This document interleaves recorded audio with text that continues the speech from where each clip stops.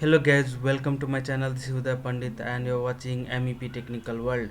In this video we'll learn about basically how the sump pump works and its operation, okay, and how to do its wiring with the float switch and control panel. So in this video we'll only focus on basics. So let's get started. So basically what is sump pump? So a sump pump is a device installed at the lowest point of the basement or crawl space to remove excess water and prevent flooding or water damage. So basically generally it is installed in some pit.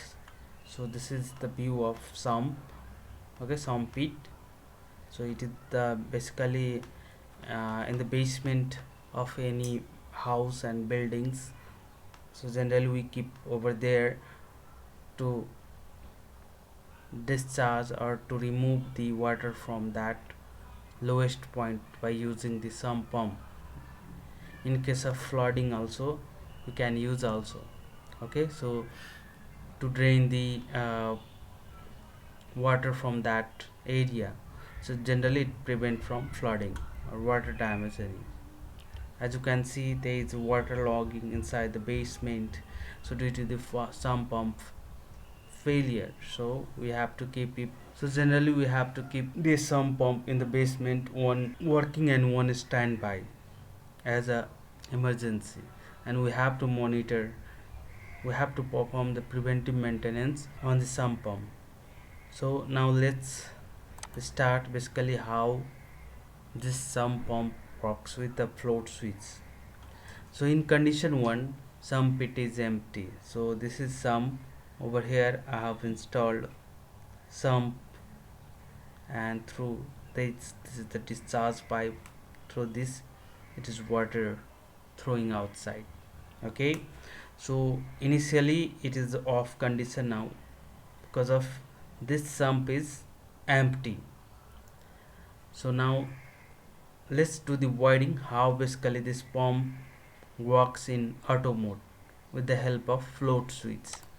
So this is the view of float switch where we have a terminals, commons, NO and C, okay. So here we have a contactor. With the help of this contactor will operate this pump. So here we have a using three-phase induction pump,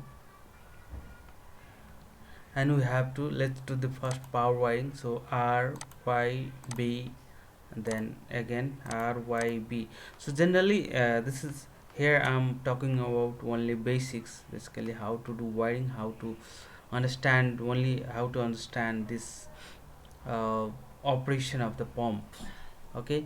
Later we'll do the detailing of the wiring by using thermal overload relay, then phase preventer relay, okay.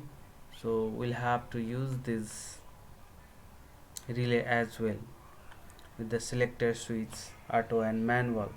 So over here I'm talking about auto with the help of this, how basically this pump operate through this float switch in case of increasing water and decreasing the water level in the sump pit, okay. So let's do the wiring. So here we have a single phase power supply source because it is operating, this contactor is operating through 220 volt.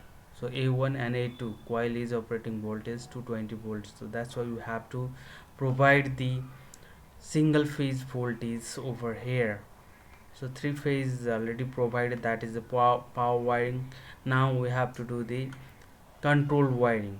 So here let's do the wiring. So phase I have taken and connected it to black wire of this float switch. This is the common terminal actually, and blue one is NO terminal. So if you are using as a sum, then we have to use NO for it, okay. And through this NO point we connect it to this A2 terminal, okay. Now neutral is directly connected over here. So at a contactor coil phase and neutral both got, so means 220 volt will we get. So here this is the internal view of this contact. So generally it has a three terminals common and normally close with this common, then NO. So with the NO we have connected over here as a sump pump operation. Now let's move to the operation. So generally now let's talk about filling process. When the water filling started, means water coming started to us, this sump pits, means what happened, its level get increasing. So look at here, so level is increasing, water level is increasing.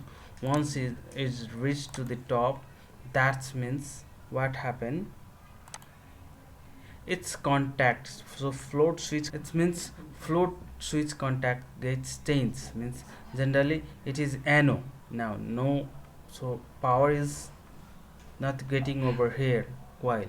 So when it gets switched up to upper level, means water a level reach to upside, means up to maximum level, at that time to switch gets, float switch contact gets changed from NO to NC. So now NO become NC, as you can see.